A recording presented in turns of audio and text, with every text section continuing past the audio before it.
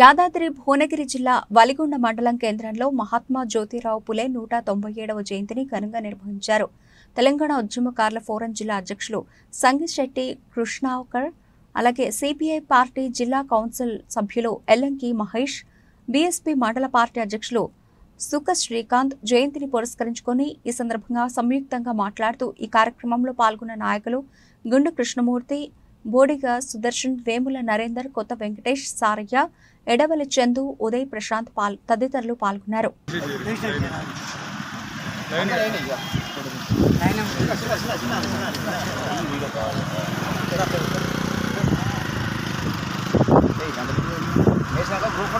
నిలబడి మనకు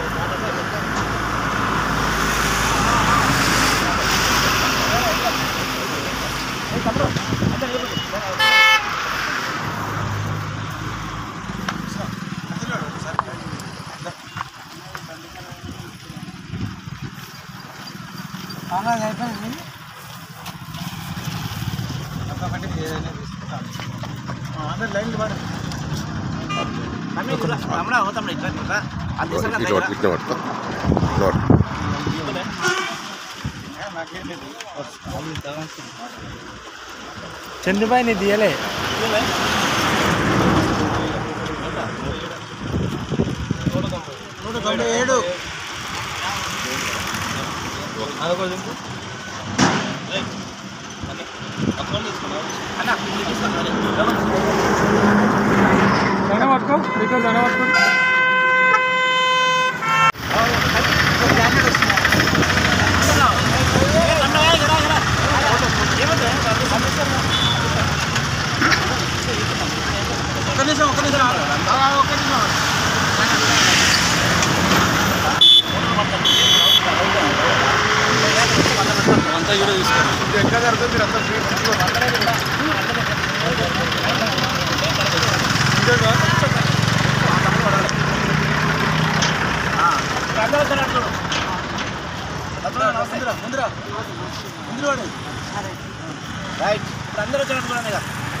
దండ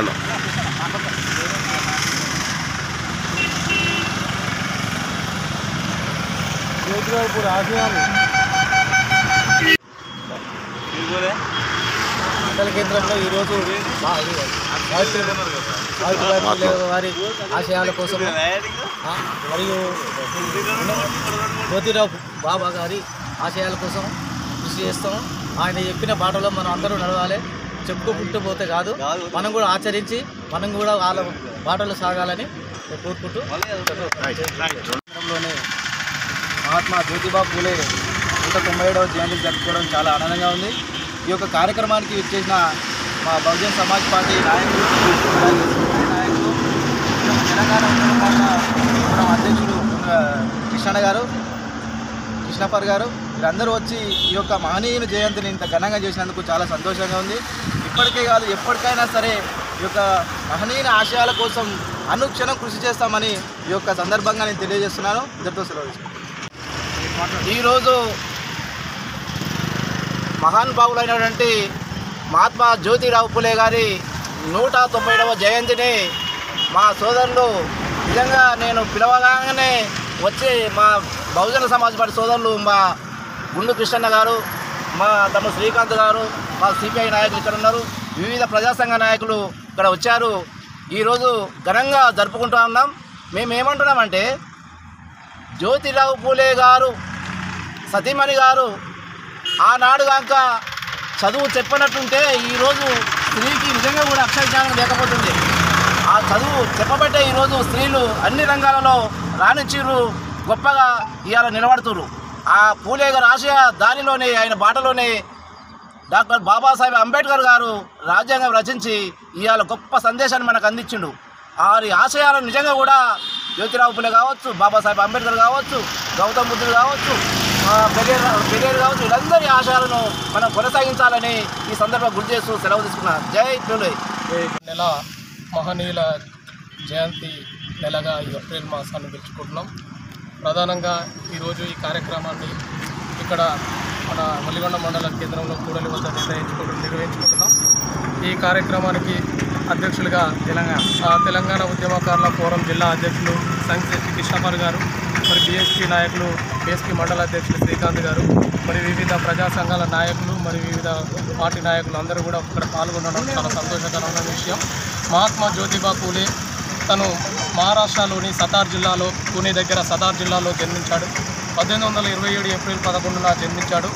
మరి అట్లాంటి మహాత్మా పూలే అప్పుడున్న పరిస్థితులలో బ్రాహ్మణీయ సమాజాన్ని, అక్కడున్న ఇబ్బందులను వాళ్ళను ఎట్టి చేయించుకోవడము, లేకపోతే అక్కడున్న మానవాద సిద్ధాంతాలలో లోబడి ఉండడం వల్ల అక్కడ ఉన్న ప్రాంతాలలో పూలేని చదువుకోనియలేదు. బ్రిటిష్ వాళ్ళ దయాదాక్షిణ్యాలు కొద్ది మన మీద ఉండడం వల్ల పూలే కానీ చదువుకోవడానికి అవకాశం దొరికింది. పూలే గారు చదువుకొని తను అక్కడ ఎంతో చదివి ఆ తర్వాత తన భార్యకి కూడా చదువు నేర్పించి, తన భార్యను కూడా సావిత్రిబాయి పూలేను మొదటిగా ఈ భారతదేశంలో మొదటి మహిళా ఉపాధ్యాయురాలుగా, ఆ తర్వాత వాళ్ళు కూడా చదువుకున్న తర్వాత ముస్లిం ఒక టీచర్ కూడా చదువు చెప్పి, ఆమె ఫాతిమా షేక్ బేగం గారికి కూడా చదువు చెప్పించి మరి మొట్టమొదటిసారిగా ప్రధాన ఉపాధ్యాయులుగా వాళ్ళు నిలిచారు. మరి అట్లాంటి మహాత్మా పూలే తను కుల నిర్మూలన కోసము, లేకపోతే అంటరానితనాన్ని వీటన్నింటినీ వ్యతిరేకించడం కోసం, అప్పుడున్న పరిస్థితులలో వీటన్నింటినీ వ్యతిరేకించాలని మహాత్మా జ్యోతిబా పూలే అప్పుడు ఆ రోజులలో మహారాష్ట్రలో పెద్ద ఉద్యమం నడిపారు. అప్పుడున్న పరిస్థితులలో బ్రాహ్మణ సమాజము అక్కడున్న భారతదేశంలోని మహిళలని ఎవరైతే భర్త చనిపోతే భార్యను కూడా చితి మీద పెట్టి చంపేవాళ్ళు. అట్లాంటి ఈ పరిస్థితి బాగలేదని మహాత్మా పూలే తను మొట్టమొదటిసారిగా ఆ సతీ సహగమనాన్ని వ్యతిరేకించిండు. ఆ సతీ సహగమనాన్ని వ్యతిరేకించినప్పుడు మహాత్మా పైన దాడి చేశారు, వారి భార్య పైన దాడి చేశారు.